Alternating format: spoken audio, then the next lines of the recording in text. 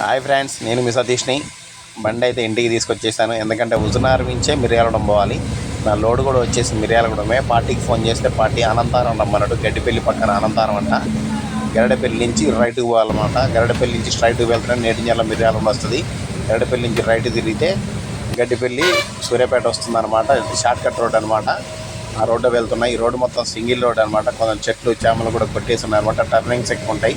కానీ ఇక్కడ ఒక బ్రిడ్జి కూడా ఉంటుంది. మన పొనుగోడు దాటిన తర్వాత బ్రిడ్జి ఉంటుంది. చాలా డేంజర్. గడ్డిపల్లి దగ్గర యువతలు ఉంటుంది అనమాట. ఎన్ని సంవత్సరాల నుంచో ఈ బ్రిడ్జి ఉంది. దీని మరమ్మతులు కూడా చేయడం లేదు. గుంటలు పడి ఉందనమాట. అటు నుంచి ఇటు షార్ట్ కట్ రోడ్డు. ఇప్పుడు సూర్యాపేట నుంచి షార్ట్ కట్ రోడ్ మిర్యాలగూడెం వెళ్ళాలంటే షార్ట్ కట్ రోడ్డు. కానీ ఈ బ్రిడ్జి చాలా డేంజర్ అనమాట.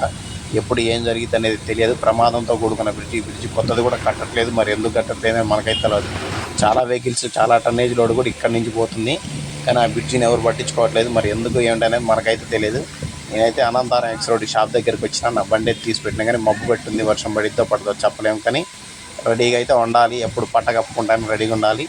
ఆల్మోస్ట్ బండి మొత్తం ఇక్కడనే అన్లోడ్ అయ్యే అవకాశం ఉందన్నమాట. ఇది అనంతారం ఎక్స్ రోడ్. ఇక్కడ నుంచి గురాజ్పల్లి వచ్చేసి 8 కిలోమీటర్లు ఉంటుంది. దగ్గర నుంచి సూర్యాపేట దగ్గర అనమాట. గరడపల్లి 12 కిలోమీటర్లు ఉంటుంది అనమాట. షాపుల కాడ అయితే బండి అన్లోడ్ అవుతుంది.